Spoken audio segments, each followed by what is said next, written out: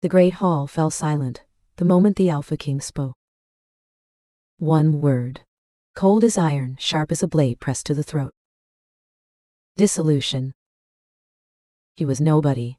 A border village girl with a pale wolf and no bloodline worth mentioning. He was the most powerful man in 7 territories. The moon had chosen them for each other, and he had rejected her in front of every noble, every jarl, every witness the court could hold. Cleanly, without hesitation, without a single crack in his composure. But then she lifted her chin and said something back. Something no rejected mate had dared to speak in 300 years of wolf law. The king went completely still, and in that silence, in the space of just a few seconds, his face did something the court had never seen before. What did she say? And why did it break him? Watch until the end, you will not see this coming. There is a law older than kingdoms. Older than the conclave of jarls, older than the Iron Thrones, older than the blood oaths carved into the standing stones at the world's northern edge. The moon chooses her pairs in secret, in the dark between heartbeats, and she does not consult the preferences of kings. This is the story of what happened when a king forgot that, and what it cost him to remember. The village of Vindfjord lived on the edge of Thing. On the edge of the sea where the black cliffs dropped so sharply into the water that on fog-thick mornings it was impossible to tell where rock ended and ocean began. On the edge of the kingdom's maps, where the cartographer's ink grew thin and finally trailed away into margin notes, reading here the territories become uncertain. On the edge of every conversation about power and bloodline and the careful mathematics of who mattered in the werewolf courts, the kind of edge that means not quite included. Solveig Aldera had grown up on that edge, and she had learned to balance there the way shorebirds learn to stand in wind, not by fighting it, but by understanding exactly how much of herself to give it. She was 22 years old, dark-haired, with the kind of quiet face that made people comfortable enough to speak honestly in front of her, a gift she had learned to use and never to underestimate. Her wolf form was pale silver, small by the standards of warrior bloodlines, with none of the impressive coloring that marked noble descent. She had no great ability, no ancestral power, no name that made jarls straighten in their seat. What she had was this: she noticed everything. The way weather changed in the smell of the wind 2 hours before it arrived. The way arguments shifted in the set of a man's shoulders before he had decided he was angry. The way the old women of Vindfjord spoke about the moon bond, not with the reverence of ceremony, but with the practical weight of people describing a tide. It comes whether you are ready or not. The only question is whether you have learned to swim. She had been swimming all her life. So when the Alpha King's convoy appeared on the coastal road on the morning of the Blood Moon Conclave, torches even in daylight, the deep-throated thunder of war horses moving in column, 100 huskarls in black iron and fur, she set down the bread she was shaping, wiped her hands on her apron, and went to the window. The village had been buzzing for a week. The Blood Moon Conclave came every 7 years, the Alpha King's formal circuit through the outer territories, presiding over pack registrations, territorial disputes, and the sacred binding rites, the ancient ceremony in which the moon's chosen matches were made official, recognized, or formally severed.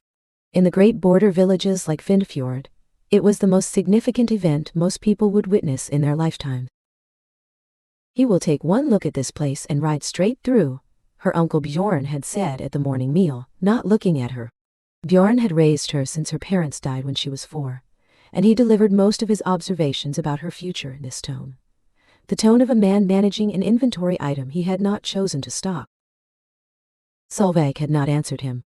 She almost never answered Bjorn when he spoke in that voice, because the answers she had for him were the kind that burned clean and left nothing behind, and she had not yet decided whether she wanted that particular fire. She went to the window. She watched the convoy enter the village square. And then the world stopped making the sound it had always made. It happened between one breath and the next. She was at the window.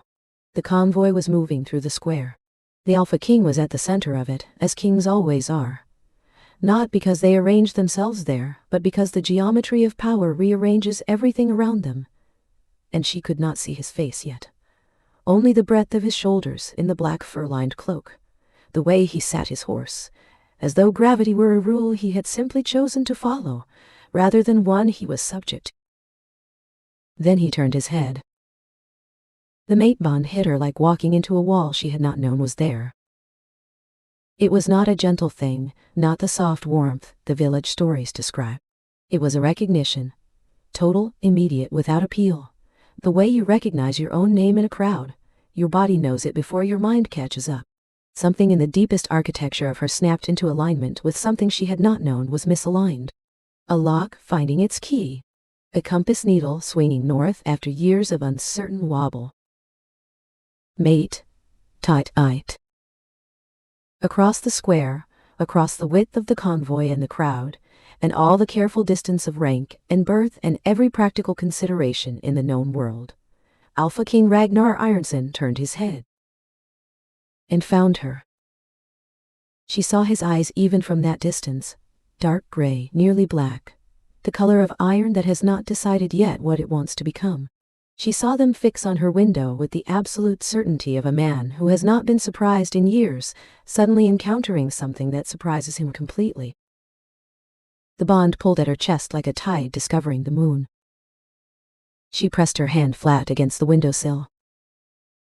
"Do not be absurd," said the practical part of her, the part Bjorn had spent 18 years carefully cultivating. "You are nobody. He is a king. The moon has a cruel sense of humor." But then Ragnar Ironson, Alpha King of the Northern Seat, holder of the Iron Throne, commander of 7 jarl territories, looked at her through a cracked window in a border village. And something moved across his face that was so brief and so undefended that she would spend months afterward trying to find the right name for it. Not tenderness. Not yet. Something beneath tenderness. Something that lived in the body before the mind has time to armor it. Then a huskarl said something, and the convoy moved, and his gaze moved with it. Composed. Professional. A king, reading his landscape. Gone. When? Solveig realized she had stopped breathing. She breathed. She put her hands back on the bread dough and pressed them in, and felt the cold, familiar weight of the table under her palms, and told herself very clearly that whatever had just happened was something she needed to think about very carefully before it thought about her. The Blood Moon conclave ceremonies filled Vindfjord's great hall for 3 days. Solveig attended them in her correct capacity, as the niece of a minor village elder, seated in the 3rd row behind the families of real consequence, wearing her best dress, which was dark blue wool with silver embroidery at the cuffs, and which Bjorn had told her was presentable. She had decided to take this as a compliment. She watched. She watched the Alpha King work through the pack registrations with the methodical efficiency of a man who has mastered the performance of governance. He was younger than she had imagined, given the weight of his reputation. Perhaps 28, perhaps 30. It was difficult to tell, because he carried his age not as years, but as gravity, as density. He was tall in the way that is structural rather than imposing, the kind of height that makes rooms feel correctly proportioned for the first time. His jaw was clean-shaved in the southern style, his hands were bare even in the hall's winter cold, and he listened to petitioners with a stillness that could have been patience, or could have been a predator waiting for something worth moving for. The women of consequence watched him from the corners of their eyes. The women of less consequence watched him from the corners of their eyes, and then looked quickly away when he glanced in their direction. Solveig watched him the way she watched weather, directly, steadily, without the pretense of not watching. She watched the way he went still. It happened twice on the first day, once on the second, 3 times on the third. These small windows of stillness, a hand pausing on a document, the deliberate over-careful attention given to something directly away from her position, the jaw muscle that tightened when the binding right cirrus passed near where Solveig was seated. The mate bond was doing what mate bonds did, announcing itself in the body regardless of what the mind intended. She understood what was coming before it came. She had understood it since the first morning, when she had read the distance in that single glance across the square. There was hunger in him. She was not so inexperienced that she could not recognize hunger, even when a man was working very hard to perform its absence. But there was also something else, something harder and older, built from years of being the kind of man who cannot afford to be moved by anything he cannot control. She had 3 days to decide how she felt about that. On the second evening, she found him alone. It was an accident, genuinely, the kind of accident that happens in crowded buildings where corridors branch unexpectedly, and she was carrying a candle, because she had been sent to find more salt candles from the storeroom, and she turned the corner near the rear of the hall and walked directly into Ragnar Ironson's chest. She caught herself. He caught her, one hand at her elbow, reflexive, instantly present.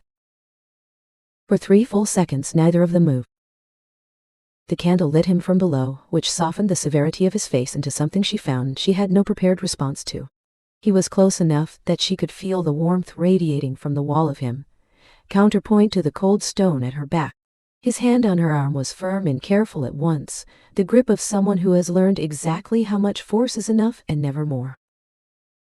"Are you steady?" he said. His voice was low, close, nothing like the formal register he used in the hall. "Yes," she said. He did not let go immediately. She was aware, with the particular hyper-clarity that happens in charged moments, of the exact distance between her face and his, the specific weight of his hand, the way the candle flame moved between them in some tiny current of breath. His eyes in this light were not gray. They were amber. The bond color, she thought, somewhere distant and observational. When the mate bond fires fully, the alpha strain eye color shifts. Everyone knows that. Everyone in this village has talked about it for 3 days. She watched him notice that she had seen it. She watched him make the decision. His hand released her arm. He stepped back, a precise half-step, engineered distance.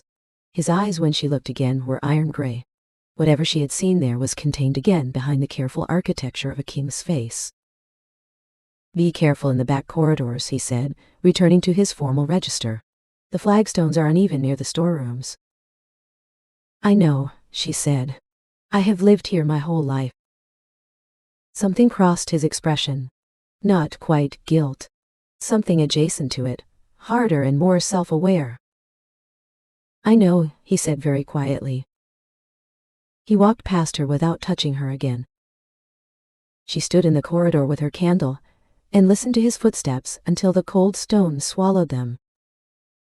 He knows, she thought.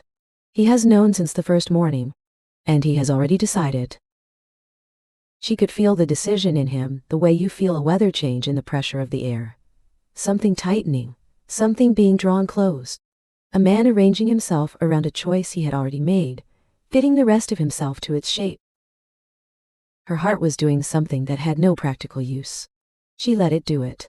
She gave it 20 seconds. Then she picked up her salt candles and went back to work. The binding rite took place on the 3rd evening, when the blood moon stood at its full height above Vindfjord. The great hall had been arranged for a ceremony, the long tables cleared to the walls, the fire pits banked with aromatic wood that filled the air with pine and something resinous and ancient. The assembled company stood in a rough horseshoe. Village families toward the back, jarls and their retinues at the sides, and at the open end, before the carved high seat that had been brought from the convoy for the occasion, King Ragnar with his senior huskarls flanking him like standing stone.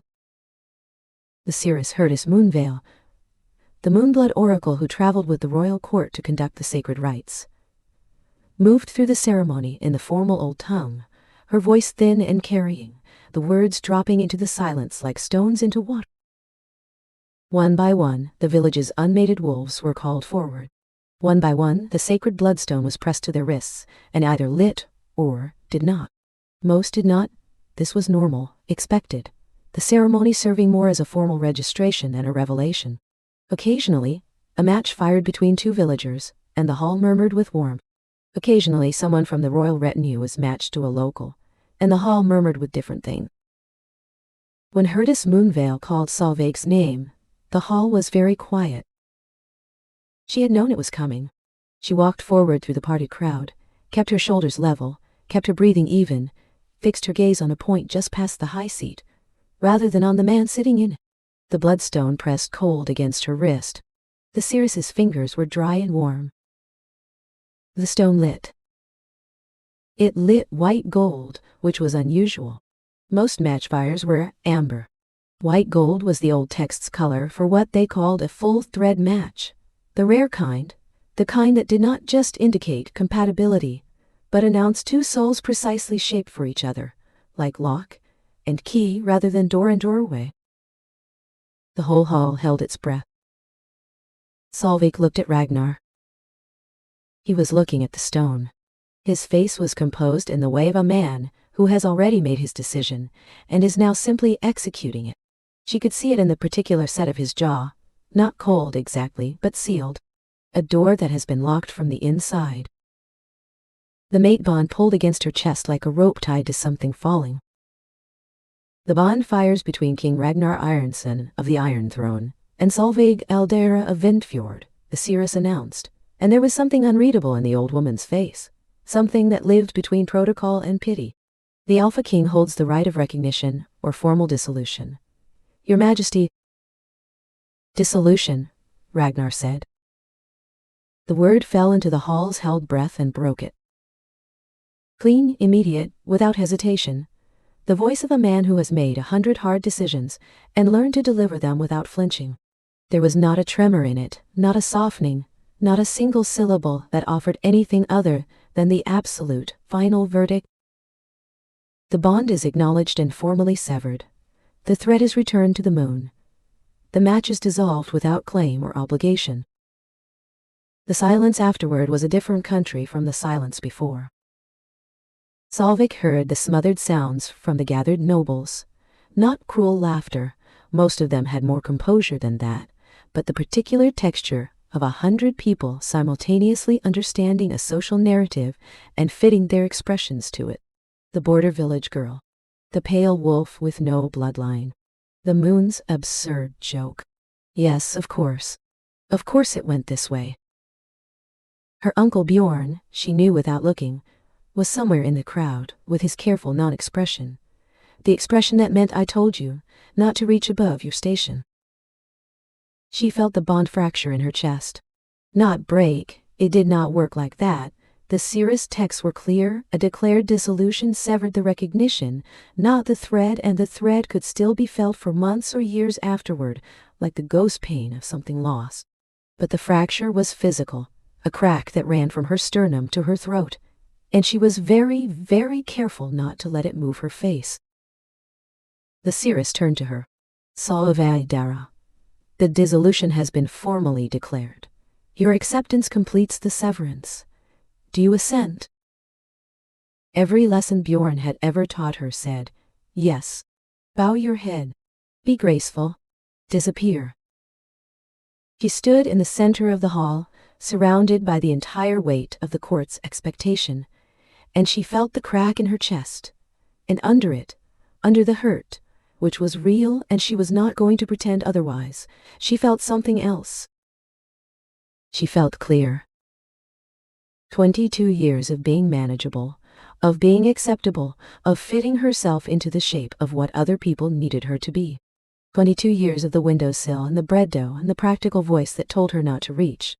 And now, in this hall, with all these witnesses and all this careful cruelty arranged so neatly around her, she found, with some surprise, that she had run out of the particular fuel that kept all that accommodation running. No, she said. The seeress blinked. Solveig lifted her chin. The bloodstone was still warm against her wrist, its white gold light steady, patient, as if it had known all along this moment was coming. I do not assent, she said, and I invoke my own dissolution in return. The sound that went through the hall was not quite a gasp. It was more like the sound a held breath makes when it breaks. Something between release and shock, passing through 100 bodies at once. Ragnar Ironson had gone very still. Not the composed stillness of a king managing a ceremony. A different stillness, the absolute, locked immobility of a man whose world has just shifted under him without warning, and who has not yet decided how to respond. "Good," said something in Solveig. "Now you know what the floor feels like when it moves." "The Moonbon Law," she continued, and her voice was steady in the way that only happens when fear burns off so completely that what is left is just clarity. She had read the old texts. She had always read everything she could reach, which Bjorn had considered a harmless eccentricity, and which had, in this moment, become the most important thing she had ever done. The third canon of the blood accord. When a dissolution is declared in the presence of the full-thread bloodstone, it constitutes a mutual acknowledgement. A mutual acknowledgement creates bilateral rights. He acknowledged the bond. That acknowledgement is on the record. I, therefore, hold the right to dissolve in return.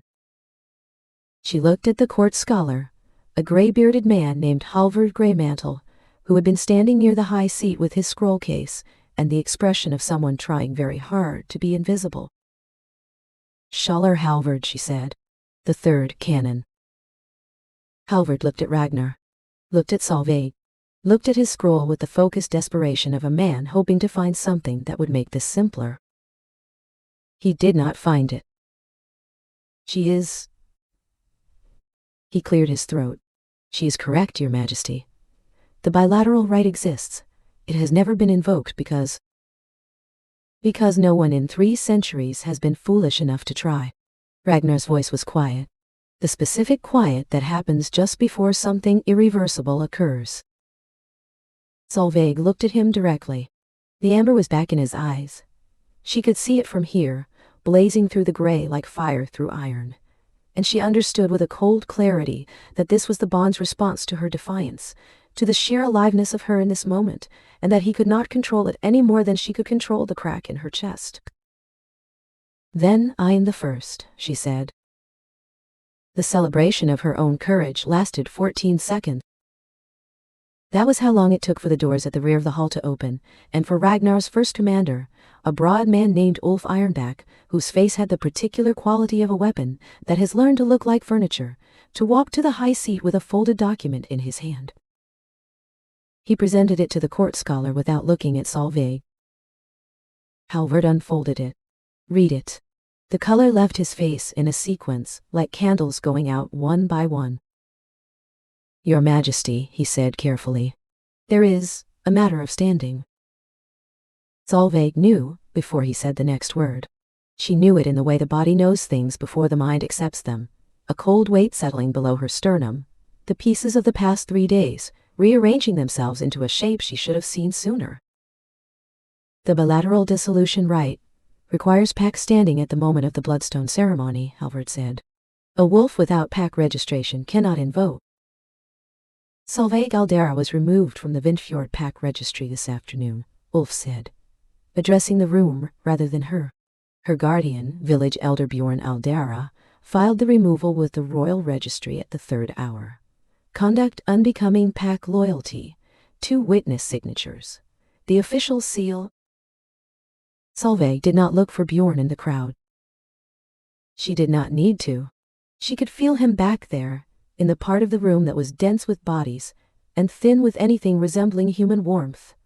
And she could feel, with the particular terrible clarity of someone who has just understood a thing they cannot understand, exactly when he had been approached, exactly what he had been offered, exactly how the calculation had been made.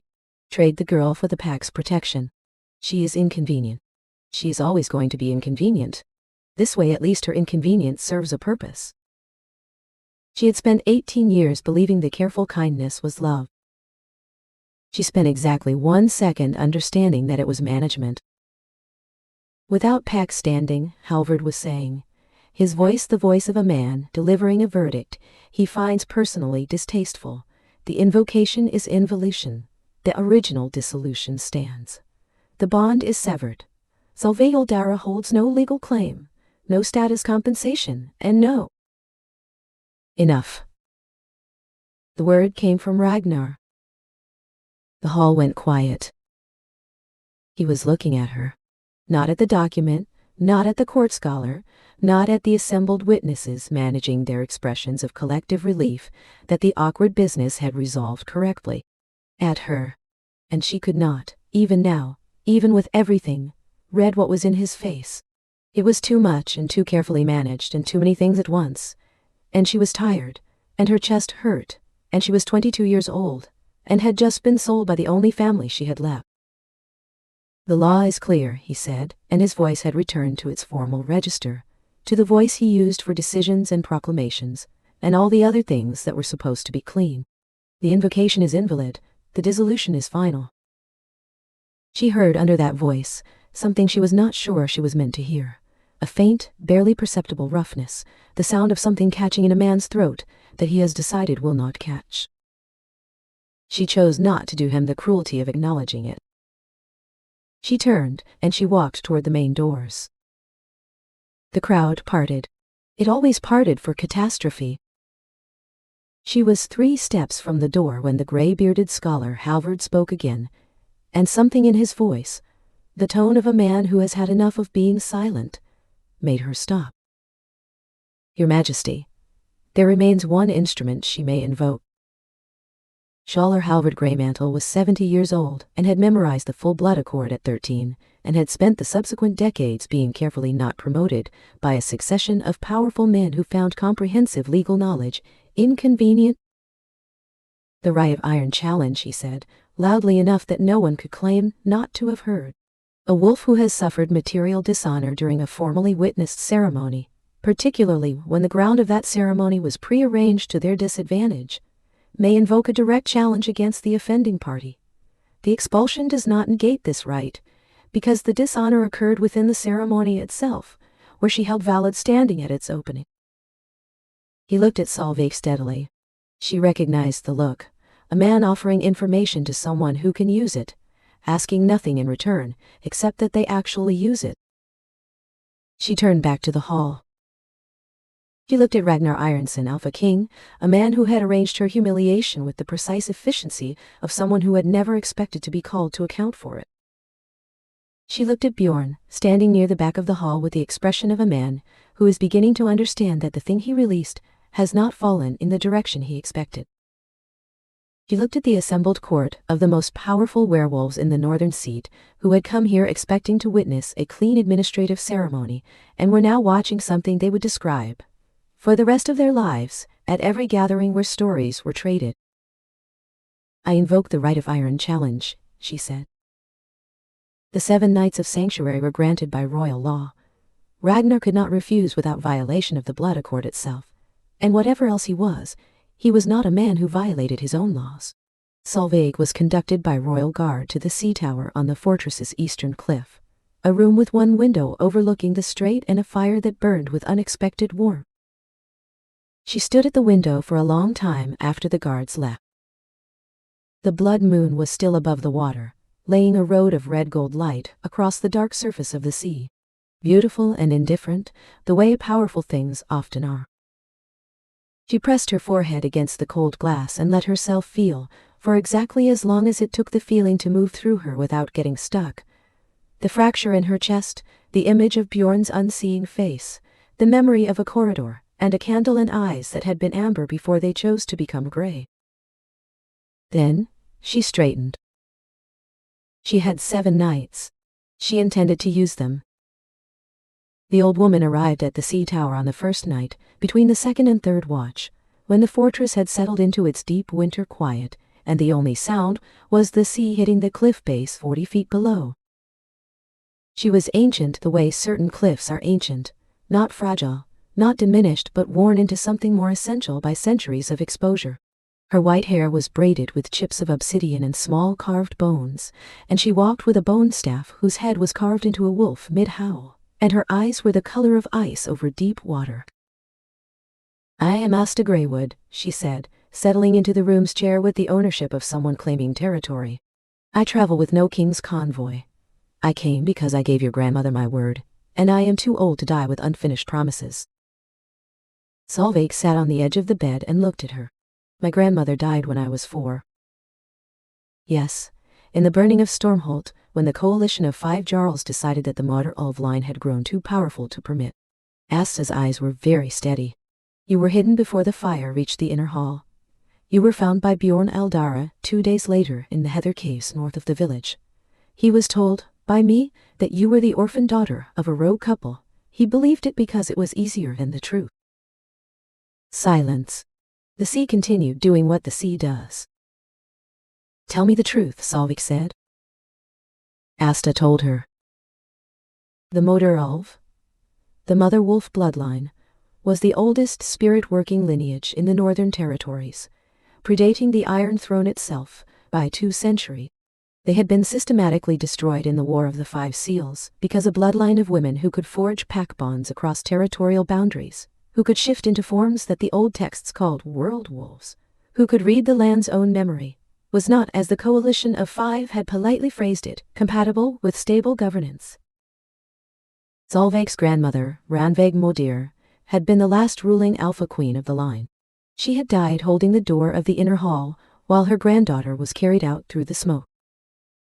You are what remains, Asta said simply. The last thread of the oldest alpha blood in the north. Your abilities have been suppressed by a binding spell your grandmother placed on you herself for protection. They have been suppressed so long that they read as absence rather than concealment. Solveig looked at her hands. Her silver wolf, small and unremarkable. Her quiet, ordinary face. The bread dough and the windowsill and 22 years of suitable for your station.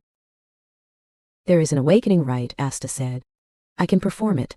On the 6th night, when the moon is at her closest point, it will break the bindings and return what was always yours. And if it does not work, then you face an alpha king in challenge with the abilities of a wolf who has never trained for combat, and you survive approximately 40 seconds. And if it does work. Asta was quiet for a moment. The bone staff rested across her knees, the carved wolf mid-howl. Then she said carefully, you become what your bloodline was always meant to produce, and the court that witnessed your humiliation will witness something else entirely. 6 days had a different quality than Solveig had expected. Commander Ragnar Steelhand, assigned to her case with the expression of a senior officer who had done something to deserve the assignment, and who had, in the first morning's training session, sized up Solveig's slight frame and short reach, and made the practical decision to teach her to fight dirty, or not at all, drilled her every dawn in the tower's lower room. Solveig's body learned things her mind had to catch up to. How to fall without breaking. How to read movement in the tension of a shoulder before it became an attack. How to use the 4 feet of disadvantage that size gave her as a margin for speed. In the afternoons, Asta brought texts. Old tongue histories that Solveig found she could read with unnerving fluency, as though the language had always been inside her, waiting. The evenings were harder. On the 3rd evening, a knock at the tower door produced not a guard but a young woman in a dark green traveling cloak, with the high cheekbones of a wealthy lineage and eyes the color of bare winter birch. She introduced herself as Ingrid Skjald, daughter of the jarl of the Eastern Marches, and then, without waiting to be asked, came inside and said, I was the arranged match before you complicated everything. Solveig studied her. You do not seem angry about it. I am not. Ingrid sat in the chair Asta usually occupied, and produced from inside her cloak a bundle of folded letters tied with plain cord. I am here because I was the arranged match before you, and he kept those letters rather than burning them, which tells you something about him that he would prefer you not know. She set the letters on the table between them. His own hand, she said, from the period of our negotiations. Read the ones dated in the late winter. Not what he writes to me, but the margins. He annotates when he is thinking clearly, when the performance slips. After Ingrid had gone, they had talked for an hour, Solveig asking careful questions and Ingrid answering with the directness of a woman who has processed her own disappointment, and arrived on the other side still standing. Solveig sat with the letters and the fire, and the sound of the sea. She was still sitting with them when the knock came that she had not expected. Her wolf knew before she opened the door. The mate bond's distinctive pull, low in her sternum, not the sharp blaze of the ceremony, but the steady present hum of something that did not stop simply because it had been formally refused. Ragnar Ironson stood in the corridor. He was not in formal dress. He wore plain dark wool, a fur collar, no weapons visible. His huscarls were, she checked the corridor, not present. He had come alone to a prisoner's tower, in the deep watch of the night, without ceremony or protection, or any of the apparatus that transformed a man into a king. Just him. He looked at her with an expression she had no prepared container for. I know I have no right to be here, he said. Correct, she said. And yet. He did not smile. But something at the corner of his mouth acknowledged the irony of himself, in a way that felt absurdly more honest than anything she had seen in 3 days of ceremony. I came to... He stopped. I came because I wanted to. Solveig looked at him for a long moment. She thought about everything that would be wise and self-preserving about closing this door. She thought about Bjorn, and the expulsion document, and the 40 seconds she was expected to survive in the arena. She thought about the amber that had blazed in his eyes in the corridor with the candle, and the way he had stepped back. Come in, she said. You look like a man standing outside his own decision. He came in. The tower room was small. It arranged itself around them. He stayed near the door with the instinctive positioning of a man trying not to take up too much of someone else's space, which was interesting. She had not expected care from him, had not expected that he would think about it. The letters, he said, noticing them on the table. Ingrid, dat. Ah, T. A pause. She would. She said the margins. Of course she did. He looked at the ceiling briefly, then back at Solveig, and his expression had shifted into something that was not quite wry but lived in the same neighborhood. She is more perceptive than I gave her credit for. Most women are, Solveig said pleasantly. It is the byproduct of being systematically underestimated. Something moved in his face. The kind of movement that happens when a true thing lands somewhere it has been waiting to land. The fire had burned low. She crossed to add wood and was aware, with the hyper-clarity that had become familiar in a time since the corridor and candle, of the specific quality of his stillness behind her. Not predatory. The opposite of that. The stillness of something very powerful choosing, deliberately, restraint. She turned back. He was looking at the letters. I want to tell you, he said, not looking up from the table, that the expulsion was not my instruction. I know, she said. Bjorn would have done it with or without a direct order. All you had to do was make the dissolution feel inevitable, and he would protect his pack the way he always has, by sacrificing whatever piece of it seemed most expendable. He looked up. The fire caught his eyes, and they were not gray. They had not been gray since he entered the room, and she did not think he knew. I made it feel inevitable, he said. That is the same thing. It is, she agreed. I appreciate that you know that. The air did something between them that had no correct practical name. She was aware of how close the fire's light ended, and the shadow began, and how the shadow happened to be exactly where he stood, and how the warmth from the hearth did not quite reach him. Give me your hand, she said. He blinked. She gestured toward the table where the letters sat. You have been standing in the cold for 10 minutes. There is a blister forming on your right palm from the swordwork today. I can see it from here, because unlike you I have been watching with both eyes since the first morning. Sit down and give me your hand. Something she had not expected crossed his face. He sat. He placed his right hand, palm up, on the table between them. The blister was where she had thought it was, the base of his ring finger, where the sword grip sits during long training hours, the skin already red and beginning to raise in a tight little dome. She had salve in the small kit Commander Ragna had left for her own training injuries, and she opened it without ceremony, tipping a careful amount onto 2 fingers. She began to press it in with slow, deliberate strokes. She was aware with absolute precision of his pulse under her fingertips. It was faster than it should have been. He did not move. He did not speak. He watched her hands work with the focused attention of a man committing something to memory, not the mechanical act, but the fact of it, the specific thing that it was for someone to care about the small pain of his hand in the middle of everything else that was between them. The fire crackled softly. Outside the tower window, the sea was a constant low voice. Between them, nothing but the warmth of the salve and the warmth of his skin and the 2 inches of air that separated the inside of her wrist from the inside of his. "You could have offered territory," he said quietly after a long moment. "Before the challenge was filed, I could have.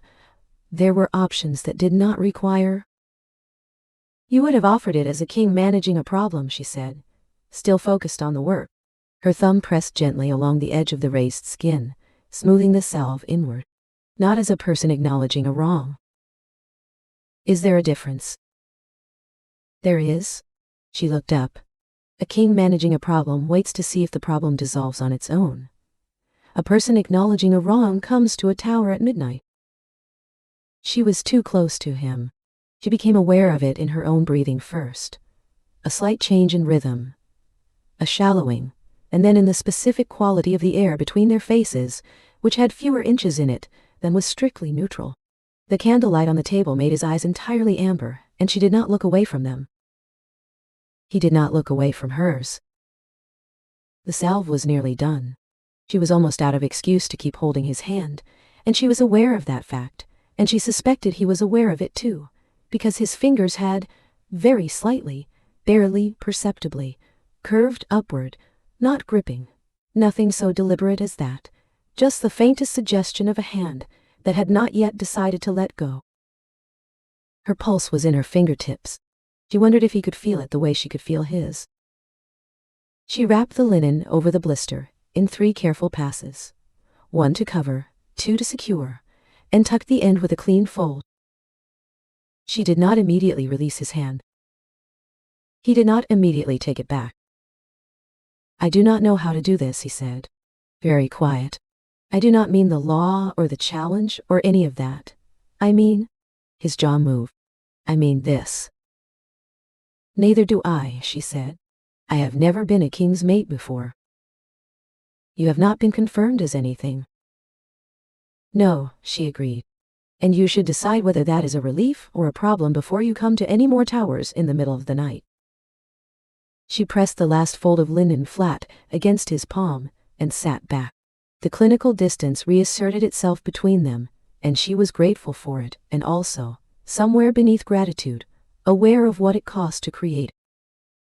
He looked at his hand, at the neat work of her fingers on the bandage, at the specific care of it. Something in his face broke slightly, not dramatically, not the way things break in stories, but the way ice breaks in the first warm week of spring, quietly, in a place where the pressure had been building longest. "Come back tomorrow," she said, "in daylight, with Ragna present, when everything is witnessed and nothing can be misconstrued." He stood, moved toward the door. "Solveig," he said. She did not look at him. She looked at the fire. "In the hall when you said no." He stopped. A long pause, in which she heard him not saying several things before settling on. "I have never seen anything like that. In 12 years of courts and ceremonies and 100 decisions I could not take back." She let the silence hold for 3 full breaths. "I know," she said softly. "That is why I did it." The door opened, closed. The latch settled home with a sound like a period at the end of a sentence. She sat by the fire for a long time, her salve-touched fingers pressed flat against each other, and felt the mate bond hum in her chest like a string that has been plucked and is slowly, slowly finding the note it was always meant to hold. He came back the next afternoon, and the afternoon after that. They sat at the writing desk, him with his document case, her with her old-tongue histories, and they worked, separately and occasionally together, and talked about the gaps in the blood accord's compensation clauses, and about what she intended to claim if she survived, and twice he leaned over her text, and she felt the warmth of him along her shoulder, and he pointed at a passage and said something about a precedent. She watched his hands move across the parchment. She watched the careful way he thought, the way his eyes moved when he was working through a problem, the slight stillness before he spoke, as though he was editing himself in real time, removing the things that were not essential and keeping only what was true. She watched the thing that happened to his face sometimes when she said something unexpected. A fractional opening quickly closed, like a window blown ajar by a gust that wasn't expected. She noticed it every time. She did not say so. On the last afternoon before the awakening, he arrived while she was standing at the window, watching the light go flat on the water as the afternoon failed. For a moment he stood in the doorway without speaking, and she felt, before she turned, the exact character of his stillness. Not the managed stillness of the ceremony, the performed composure of a king in a public room, the stillness of a man standing somewhere he has made the decision to be. "You are going to do something tonight," he said. "Something irreversible." "Yes." "Will you tell me what?" She turned to look at him. In the late light, through the sea-facing window, everything was pale gold, and he was not gray at all, had not been gray all afternoon, and she wondered how long it had been since he had stopped trying to make himself gray around her. "I am going to become what I was born to be," she said. "And then tomorrow, your court is going to understand what they witnessed 3 days ago." He was quiet for a long moment. "Are you afraid?" he asked. "Yes," she said. "Are you?" He held her gaze. Something moved through his face that was not composure, and was not performance, and was, she thought, simply him. "Yes," he said. Asta Greywood came at the hour when the moon stood closest to the earth, when her light pressed through the tower window in a column so bright and so cold that it left shadows even inside the room. The rite took until the sky began to pale. Solveig would not describe it in detail later, because the language she had available was not built for what happened to her. There was pain. She had been told there would be pain, and this was accurate in the same way that saying the sea is wet is accurate, technically correct and entirely insufficient. The bindings broke one by one, each release of physical tearing, 22 years of suppressed self unwinding all at once, and the memories came with it. A woman with Solveig's own dark eyes singing in the old tongue over a firelit hall. "You carry a river, little wolf. You carry more water than this valley can hold. One day you will be able to open your banks." Her wolf, when it emerged, was not the small silver creature she had always been. It filled half the room. White as fresh snow, with charcoal at the muzzle and paws, with eyes that blazed blue-white in the dark. When it opened its jaws and drew the first full breath of its long-overdue existence, the tower's window glass cracked in a clean vertical line, and somewhere far below, the seabirds lifted from the cliffs in a single startled cloud. Asta, kneeling on the stone floor with her bone staff across her knees, said nothing. She simply bowed her head. The third stage, when consciousness and power merged, was a different kind of overwhelming. Solveig felt her awareness expand outward through the fortress like water finding its level. Every pack bond, every wolf's sleeping pulse, every conversation in every guarded room. The soldier's loyalty, the servant's weariness. The court scholars bent over their midnight candlelight, reading the blood accord chapters they had been not reading for 30 years. And from the upper floors, from a room she did not need to identify, because the mate bond drew a straight line to it like a compass finding north. Ragnar Ironson, awake. Standing at his window. Feeling her. She felt him feel her. Felt the bond between them go incandescent. Not the careful managed hum they had been living with for 6 days, but the full, unmediated reality of what the white gold bloodstone had announced. 2 people shaped for each other with a rare precision that the old texts described as the moon's full intention rather than her approximation. Across the dark fortress, across the cold and the stone between them, she felt him put his hand flat against the window glass. She put her hand flat against her cracked window. Tomorrow, she told the bond. Not yet. Not like this. Tomorrow with witnesses. She pulled her consciousness back to her own body, to the small stone room, to Asta watching her with an expression she recognized as pride. "Well, Asta said into the shaken silence. Good morning, werewolf. Sleep was not possible. Solveig sat at the window with her expanded awareness and listened to the fortress dream. What she found made her close her eyes. From the High Council chamber, the sealed room where King Ragnar's senior jarls held their private sessions, 3 voices she had catalogued from the ceremony. Jarl Hakon Darkshore of the southern seat, Jarl Vermund Westcliff of the western shore, and Alderman Gunnar Ashhand, the royal treasury keeper who also, she now understood, ran the kingdom's less documented operations. She cannot reach the arena floor, Hakon was saying. A Modir Ulv Alpha Queen with territorial claims backed by the Blood Accord's oldest statutes would render the current land grants challengeable across 6 territories. The political structure resets to 2 centuries ago. The challenge is 7 days away, Vermond said. More than sufficient time.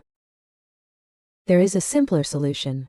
Gunnar Ashhand's voice was the flat, professional voice of a man pricing a transaction. The iron blade poison, colorless, tasteless, soluble in water. It suppresses wolf shift for 12 hours. She would enter the arena, unable to access her wolf form, facing the Alpha King in what would appear to be a fair contest. She would lose within seconds. No one questions the outcome. Where does she get her water? The tower has one source. The guard who draws from the northern cistern is mine. Solveig sat with this for a long, clear moment. Then she listened further. The thread led inevitably to the 4th source she had been reluctant to follow. Ragnar's own quarters. 2 voices. One she knew. One that was new. Low, flat, deliberate.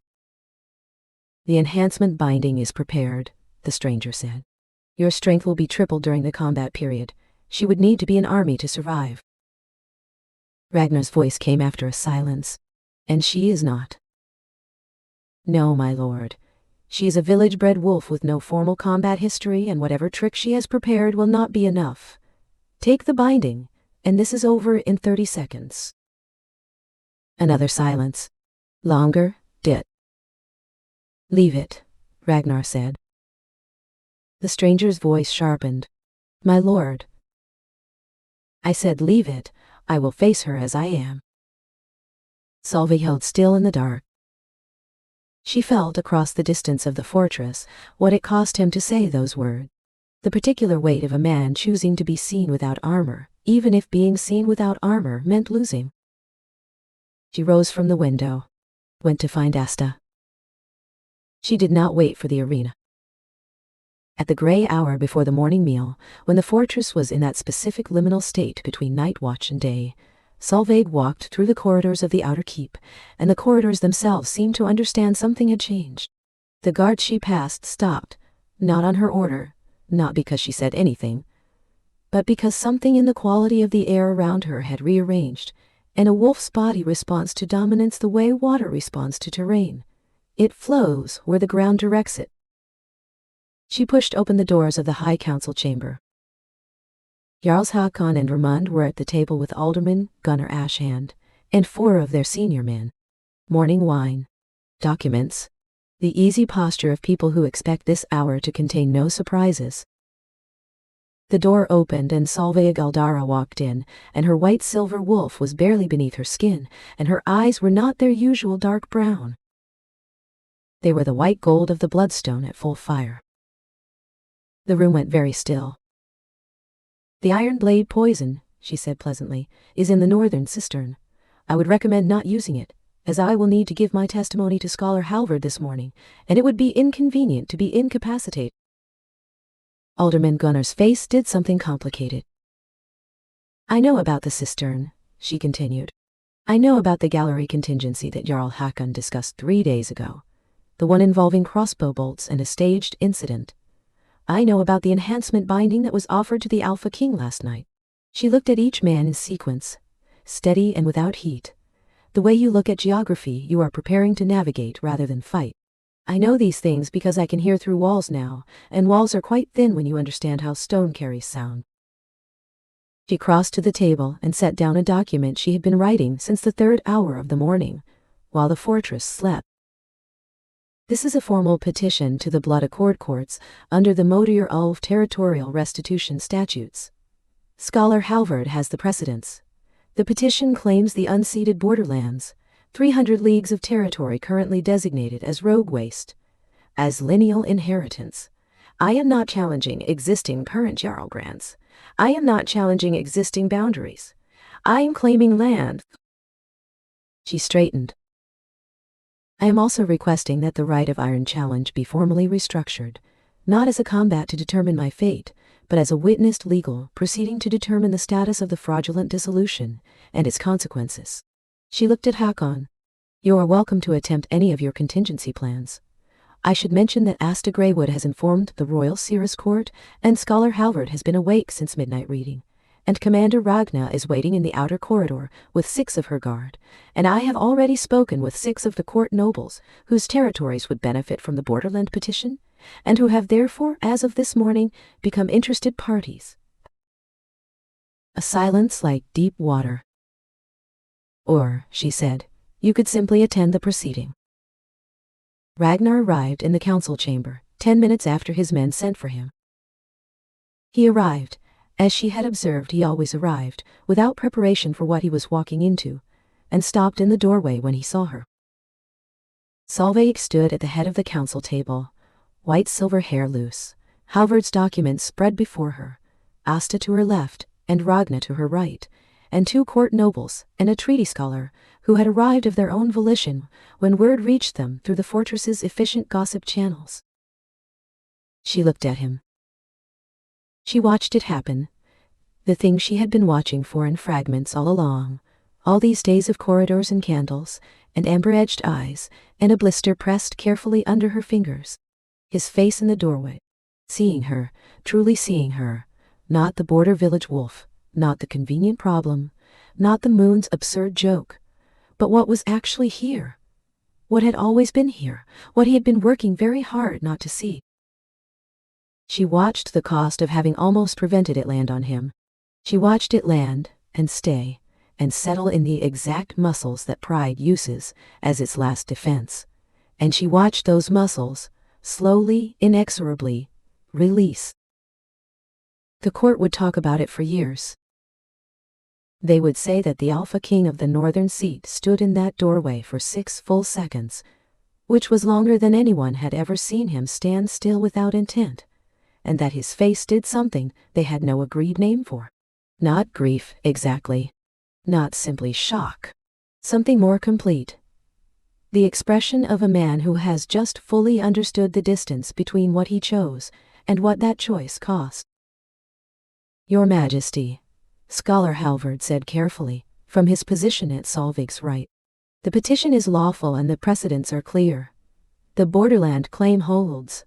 The dissolution's fraudulent grounds render the original match legally suspended, not severed, suspended, pending free declaration by both parties. He looked at the king over the edge of his spectacles. The court is witness. Both parties are present. The room waited. Ragnar walked into the chamber. He stopped 3 feet from her. The same distance, always, the same 3 feet that had been a border and a question and a held breath. And he looked at her, and she let him look. The enhancement binding, she said, quietly enough that only he could hear. You refused it. Yes. Why? He held her gaze. His eyes were amber from wall to wall. Because if I was going to face you, he said, I wanted it to be me facing you. The formal proceeding took 3 hours. Halvard was, it emerged, magnificent under conditions that gave him full legal authority and an audience who could not dismiss him. He read precedents. He cited 3 centuries of case law with the focused pleasure of a man finally allowed to use everything he had spent his life accumulating. The court nobles asked careful questions. The conspirators were considerably less comfortable than they had been at the start of the morning. By the end of it, the borderland claim was registered, the fraudulent dissolution was formally suspended, and Solveig Aldera, or Solveig Modir, as Asta Greywood had introduced her to the assembled court, with the quiet ceremony of someone performing an act long overdue, held a legal standing she had not possessed 2 hours ago. The right of iron challenge remained on the book. Both parties present. The challenge can be restructured, Halvard said, looking from Solveig to Ragnar with the expression of a man who has decided to be audacious for the first time in 40 years. Rather than a combat of elimination, the blood accord provides for a witness declaration proceeding. Both parties declare their position regarding the suspended match before the assembled court. The declaration is binding. The court stands as witness. He sat back. Would both parties consent to this format? Solveig looked at Ragnar. Ragnar looked at Solveig. Yes, she said. A pause. Longer than was comfortable. Yes, he said. She went first. She stood before the assembled court. Nobles, scholars, huskarls who had come in to see what the noise was, servants who had stopped in the doorway and been too interested to leave. And she said what was true. 3 days ago, I was rejected in this court's presence by a man acting from political convenience rather than genuine choice. I was expelled from my pack by a man acting from fear and calculation. I stood in a hall full of people who knew my name and none of whom spoke for me. She kept her voice level. It was easier now, with the awakening behind her, with the motor blood running clean and unbound through her veins. I am not here to punish any of that. The Borderland petition addresses the material harm. What I am here to say, as my declaration before this court, is this. The mate bond between us is real. It was a full-thread match, and I have not ceased to feel it for a single hour since the Bloodstone named us to each other. She paused. What I choose to do with that bond depends entirely on what the man I am matched to chooses to be. Not what his title requires, not what political convenience demands, what he chooses. She sat. The court was very quiet. Ragnar stood. He did not speak immediately.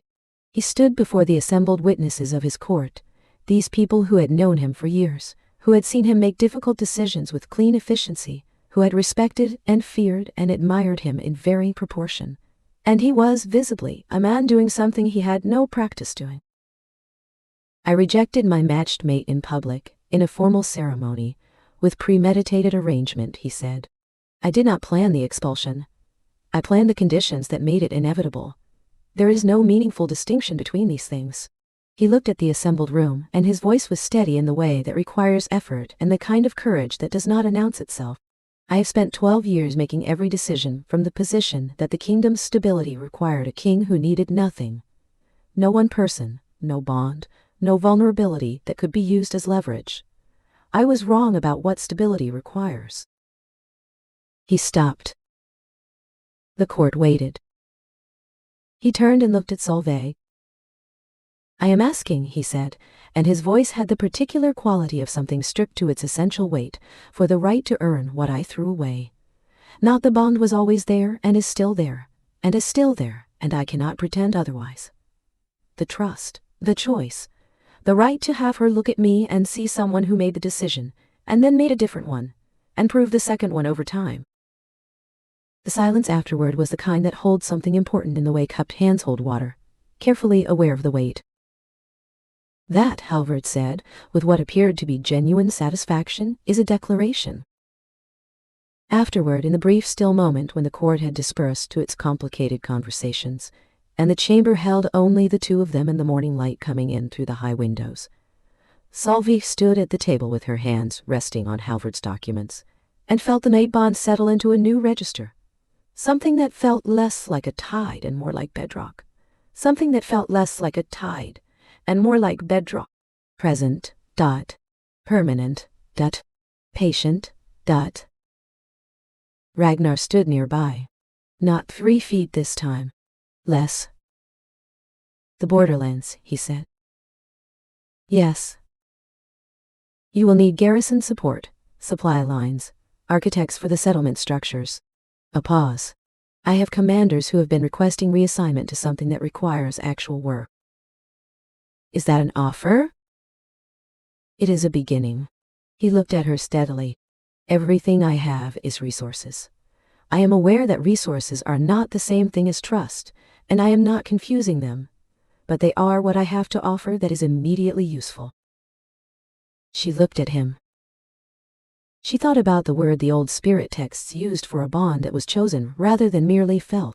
The chosen thread, the kind that required two active participants rather than the moon's unilateral decision. Her bloodline had always insisted, the bond is the invitation, not the answer. The answer belongs to the people. There is an old idea, she said, in the Modir records, a bond that is built rather than given, the distinction being that given things can be taken, he said, and built things carry the weight of what made them. She looked at him. He said very quietly, I read the letters, in the margins. I know what I wrote. Then you know what you are capable of, when you allow yourself to be honest. Yes. A pause. I am asking for the chance to be that openly, not just in margins. The morning light was doing something complicated with his eyes. She had stopped expecting them to be gray in this room. The borderlands will take years to build properly, she said. I know. And trust takes longer than territory. Also, yes. She looked at him for 3 full seconds. She always counted, because it was honest, and felt what she had been feeling in fragments and glimpses across these 7 days assemble into something whole, not the bond's declaration, which had never been in question, but her own. Then come to Vinfjord in the spring, she said. Not as the Alpha King conducting a circuit, as someone building something. He was quiet for a long moment. I will, he said. Outside, the sea was doing what it always does, restless, indifferent, ancient. The blood moon had long since set. The morning belonged to itself. She picked up the documents. He held the door. Neither of them pretended it was nothing. 3 seasons later. The borderlands had a name now. The people who lived there had chosen it themselves, Windspeak, for the way the coastal wind came through the new-built settlement gates, with the particular sound of something that had been waiting to be heard. The longhouses were solid. The grain stores were full ahead of winter. The spirit school, the first one since the Modir line had been scattered, was 3 weeks into its first session. 12 students sitting in morning light, learning to read the land's memory. Solveig stood at the cliff edge on a morning, in early autumn, and felt her pack consciousness spread wide and low across the land, familiar now. The way your own heartbeat becomes familiar. The weight of it was real. Responsibility was heavier than power. She had learned this early, and she had not yet stopped being surprised by how much she did not want to put it down.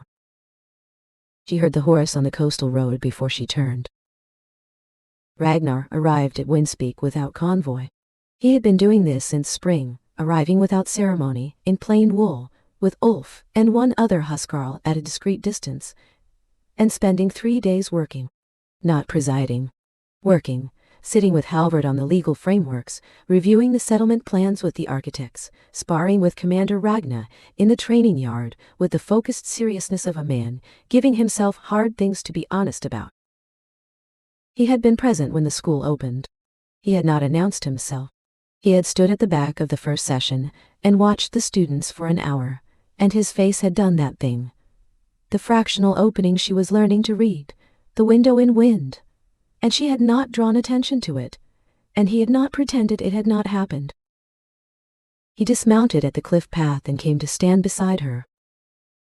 They were quiet for a while, the way people are quiet when they have grown comfortable with the specific sound of each other's presence. The spring assembly, he said. The High Council wants a formal report on the borderland status. Halvard has it prepared. He also has a proposal. A pause. For revising the mate bond dissolution laws, the bilateral rights, the compensation framework, the fraudulent grounds provisions. He looked at the water. He says it is the most significant legal reform in 2 centuries. It is. He wants you to present it. She looked at him. Does he? We discussed it. A pause with something complicated in it. I told him it was your case that exposed the gaps. Your legal thinking that found the remedy. It should be your argument to the assembly. She was quiet for a moment, feeling the autumn wind off the strait, which smelled of cold and distance, and the particular freedom of open water. You will be there, she said. Yes. Not to present. No. He turned to look at her. The morning had done what morning does at this latitude in early autumn, made everything clear and a little ruthless, stripped of the softness of summer.